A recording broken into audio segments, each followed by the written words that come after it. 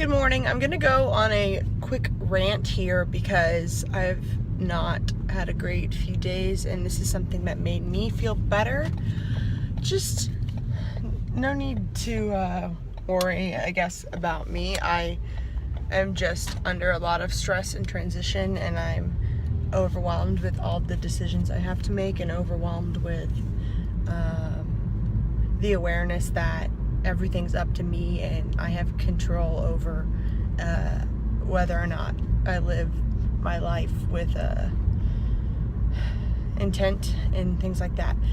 But basically, I wanted to talk about how self-righteousness will be the death of you, even if you are right.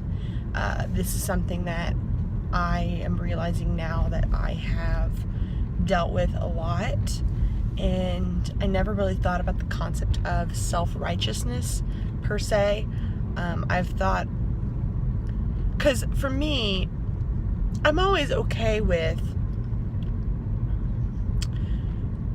for me, self-righteousness, I never wanted to, I guess, throw the baby out with the bathwater, might be a good way of putting it.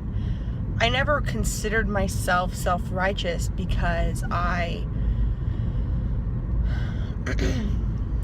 was always open to change, and if anyone, I was always open to hearing other perspectives, and I was always open to being wrong.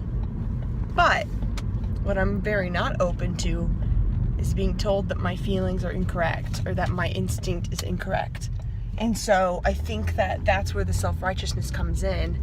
I don't know if other ENFJs feel this way, or if other people that you know that are ENFJs have seemed this way to you. For anyone into astrology, I'm also a Leo, and so I know that that's a very Leo thing. I don't want, like, it takes me a long time to come to conclusions, and so whenever I have come to one, I take great pride in it, and I don't want anyone questioning, like, my intellect, or I don't want people disrespecting the fact that I came to that conclusion. And basically, so going back to this, the point of this message, self-righteousness will be the death of you. I want you to remember, whenever you are communicating with friends or co-workers or anything like that, I want you to be okay with being wrong. And I don't want you to just be like, yeah, well, if I'm wrong, I'm wrong, and I want to be right, so definitely tell me if I'm wrong. I want you to be okay with being wrong, feel okay with being wrong. I want you to feel humble. I want you to, this is the hard thing for me, is trusting my instinct, because I'm very skeptical, and so I always would rather just trust my instincts. But once I actually muster up the strength to trust my instincts, then I don't want to be wrong, because why else? I mean, I feel like I have had trouble trusting my instinct for a long time now, even though I've always had very strong emotions and strong instinct. So it's like, if my instinct is saying something so strongly to go in a certain direction, and I want to be able to trust that, and I don't want that to betray me. And so it's like trusting a friend. It's like whenever you first muster up the courage to trust a friend, you don't want them to betray you the first time. And so I think that when you are learning to trust yourself, you really don't want to be betrayed by your own instinct, your own perspective, your own thought. And so I think that self-righteousness, whenever you're angry or sad or have emotions about something, self-righteousness will end up killing you more than you think, because it's creating an attachment around your feeling. Even if you don't feel like you're attached to the outcome, you're still attached to being right. You're still attached to not being abandoned by the things that you perceive. But what you have to remember, and what I have to remember, is that your feelings and your instincts will never lie to you, but there's always more to the story, and there's always more that you might not be aware of. And so you can't come to a full conclusion without talking to people, getting more information, things like that. And so, and also your feelings and instincts will change.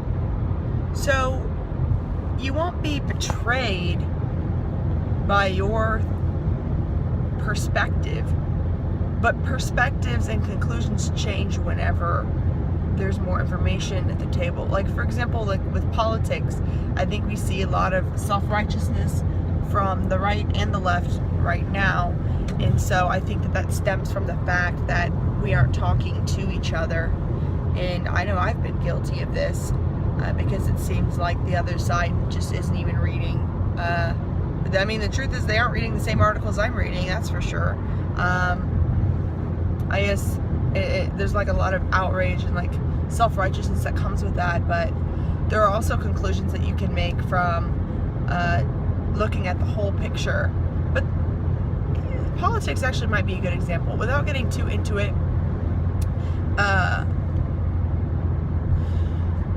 you might still be right, but even if you're right, that doesn't mean you should be self-righteous. Because it's not up to you to tell that person or to tell the world or anyone what is right and what is wrong. So you might still be right, but that doesn't mean that you get to tell someone else that their perspective is wrong. Because if you really want change, you're going to have to be confident enough in your perspective to not want to be so self-righteous, and you can't cling on to your belief like that. And I think that's happening a lot right now. Whether you're on the right or the left, you probably think things are going to shit, and that's because everyone is clinging on to their perspective so strongly that they can't even see what conclusions might meet the needs of everyone, what things they might have to give a little more of, what things they might have to be patient on. If you're super progressive, you might need to be more patient, and if you are not progressive, maybe you need to give a little more. Maybe you need to be open to change a little more. I don't know. Like, I have very strong opinions about this. It's actually funny that I'm making this video about self-righteousness. I can like feel myself being like, no, because this is this and this is the truth. Like, yes, I'm very opinionated about all that. It's really, but if you want peace, you can't be that way. If you want peace, you have to respect other perspectives, and you have to understand that when other perspectives come into the mix, your truth is still your truth, but your truth will change, and you have to be okay with that. And it doesn't make you wrong, and it doesn't make you not be able to trust yourself, because you still are your own best friend, and that's a beautiful thing. So in any situations, any tense situations with people coming up in your future, or any arguments you get into with people, any heated moments, calmly explain your perspective. And that doesn't mean you're trusting yourself less, and it doesn't mean that you are wrong.